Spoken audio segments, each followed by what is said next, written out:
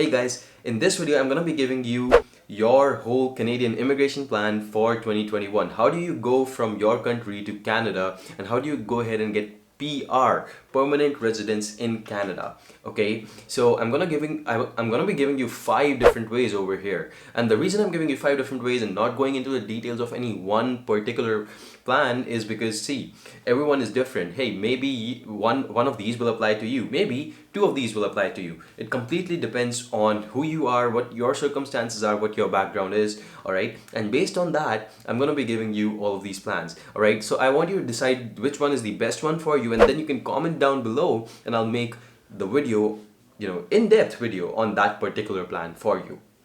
Sounds good? Great. So let's begin. So the first one, that is the most common way, is also the indirect immigration.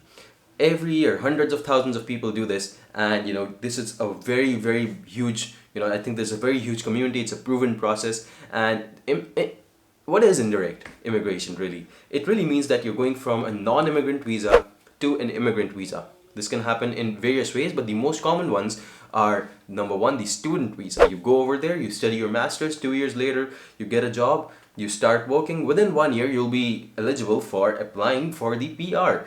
And there's a very, very good chance that within these 3 years, you'll get your PR. Okay, and it happens in most cases. Most cases, I know it just happens just like that. So it's, I'm not going into the details. I'm being very, very brief over here. The second way is, of course, I'm not really talking about the second way, but this is still under indirect immigration. That's the visitor visa you can go forward with. And, you basically go as a visitor. You go over there, you really get a job. An employer is interested in having you in Canada.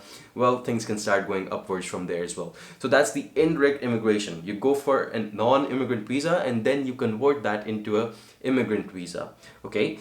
Next, the next way can be a startup or a self-employed visa program. Now that completely depends on you which one works best for you, but I'll tell you what are the major showstoppers in both of these cases, all right, so that you can understand which one you can go with.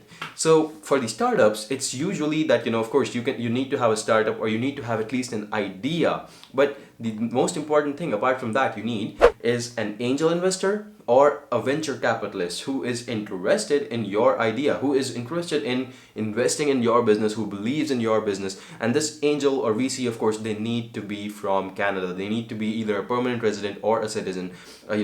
Hopefully they should be a citizen if possible. That makes your case even stronger.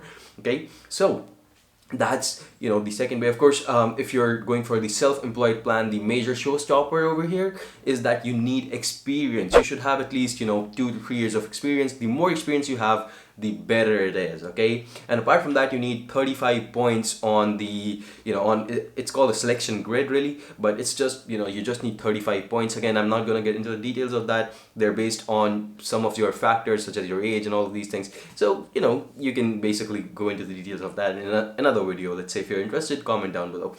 The next way, and this is the third way, is the Express Entry Program. You may have heard of this. Federal Skilled Workers Program, Federal Skilled Trades Program. Then there's the Canadian Experience Class Program.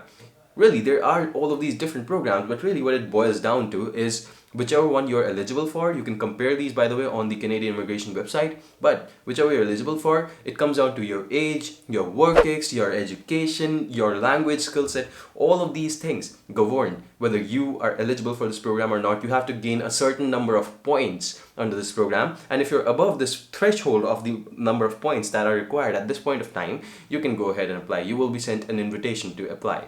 All right, so that's the third way, Express Entry. Number 4, PNP, Provincial Nomination Program. Now, this is a map of all of the provinces in Canada, and you can see that, maybe some of these provinces will have different requirements. Hey, maybe one of these provinces needs workers who are very good electrical engineers, and you happen to be one. So, based on this, depending on what the provincial requirements are, you can go ahead, you can check the requirements online on the province's website, and you will be able to apply under the PNP program.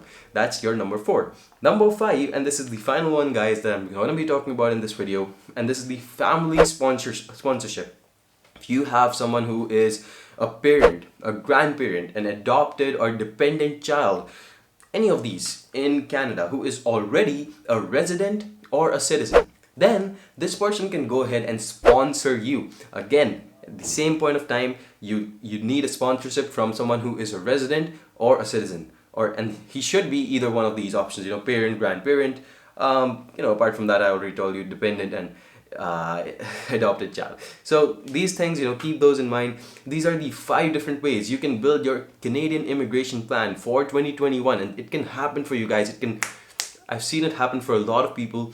Trust me, it can happen for you as well. You want me to make it happen? That can happen as well. So again, if you want that, go ahead to immigrate.com/service. You will see the visa and financial documentation service. You can connect with me personally on my Instagram page as well, and we can move forward for either of these schemes. Either way, I want you to comment down below which one you will be going with so that I can make an in-depth video on that. If you like the genuine content I produce in this video, feel free to subscribe. Thank you so much for watching. Have a good day. Bye.